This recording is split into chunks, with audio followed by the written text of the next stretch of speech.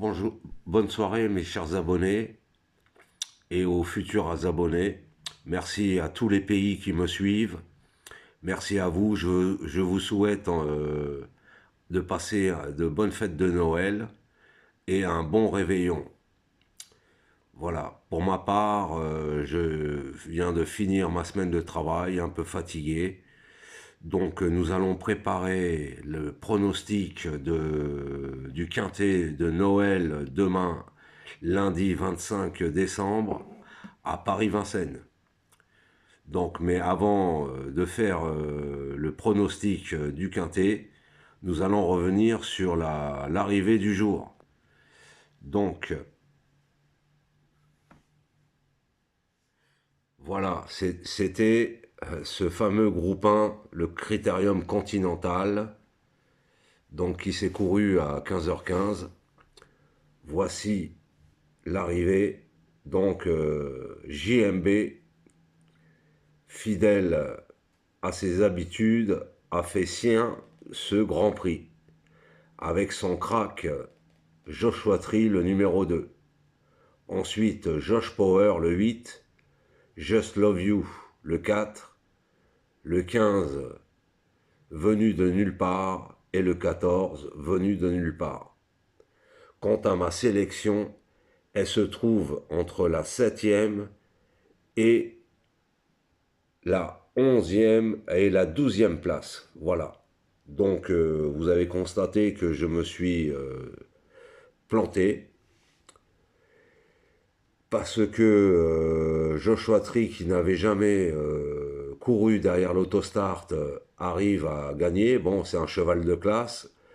Comme tous les participants à cette course, ce sont tous des cracks, ce sont des Européens, chevaux entraînés partout en Europe, et seront les meilleurs dans leur pays. Donc chaque participant pouvait espérer gagner quelque chose. Donc quant à mon cheval, l'As, qui était mon simple gagnant, mon gagnant du ce critérium, eh ben il a pris la tête et Mathieu Abrivard, l'ami, a laissé passer quelques concurrents devant lui et s'est retrouvé bloqué. Il trouve un passage à la fin, mais est venu échouer à la 7e place. Donc, donc je suis à côté de la plaque. Voilà. Ensuite, nous allons directement préparer le quintet de lundi. Alors, le quintet de lundi, je vais mettre le bandeau. Alors lundi, en réunion 1, Vincennes, la 4e course, c'est le prix de Cran. Le départ est à 15h15. C'est une course réservée pour les mâles. C'est de l'attelé, bien entendu. C'est une course C, dotation de la course 68 000 euros, 2700 mètres. Il y a 13 partants et c'est sur la grande piste. Donc je vais faire défiler les partants.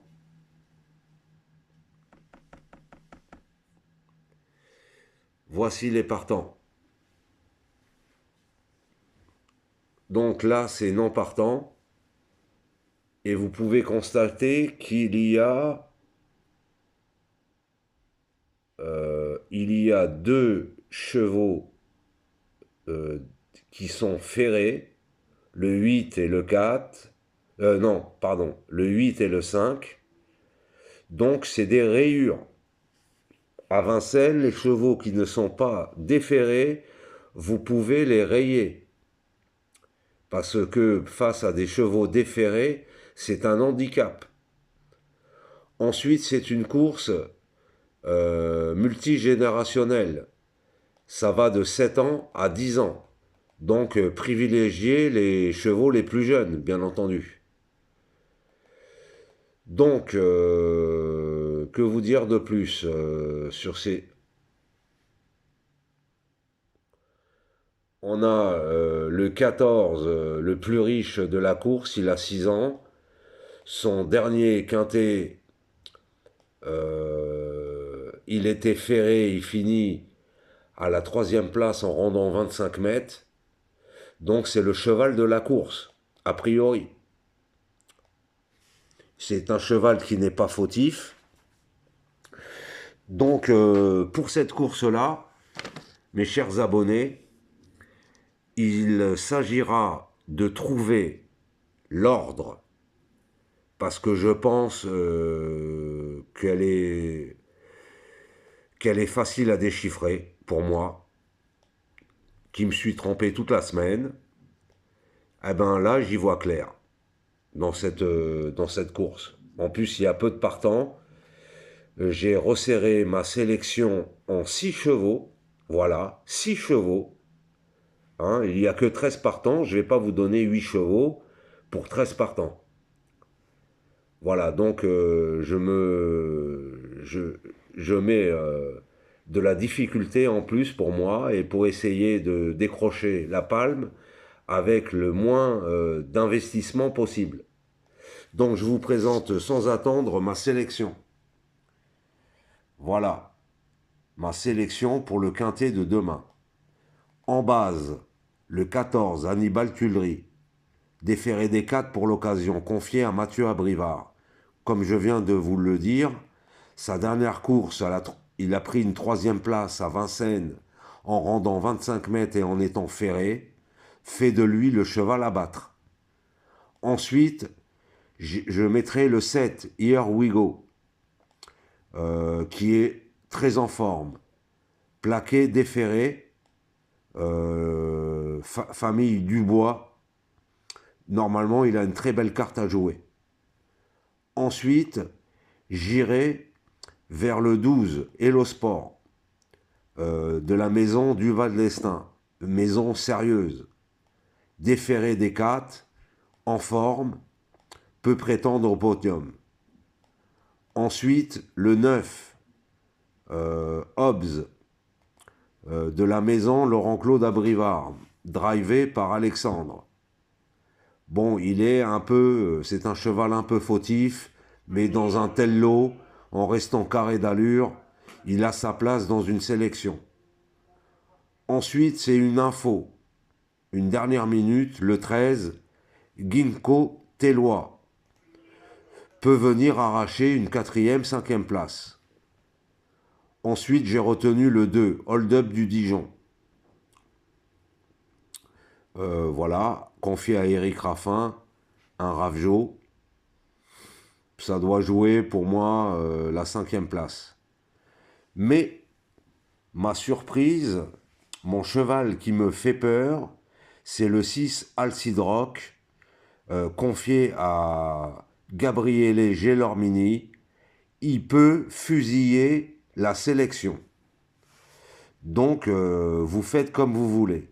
Soit vous le rajoutez, ça fera un ticket à 7 chevaux. Soit pour moi, le cheval qu'on pourrait éliminer de ma sélection en 6 serait le 2. Voilà. Et comme vous pouvez le constater, je n'ai pas mis le 11. L'autre Duval d'Estaing, pour la simple et bonne raison qu'il effectue sa rentrée. Il n'a pas couru depuis le mois d'août. Donc, le mois d'août, il n'a pas couru. Il se présente tout de même déféré des 4, mais faire une rentrée sur le parcours de la grande piste à Vincennes, avec la montée à faire, ce ne sera pas une chose si aisée.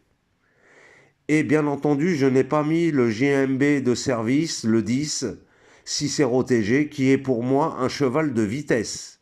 Ces 2 derniers parcours dans des parcours de tenue, s'est révélé être 2 échecs. Voilà. Maintenant, vous pouvez faire comme vous voulez. Jouer Bazir ou ne pas le jouer.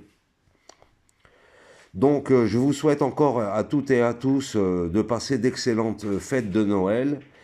Et on se retrouve pour une prochaine vidéo demain. En attendant, je vous demanderai de laisser vos commentaires si vous avez des arguments à faire valoir sur d'autres chevaux qui n'ont pas été nommés dans ma sélection.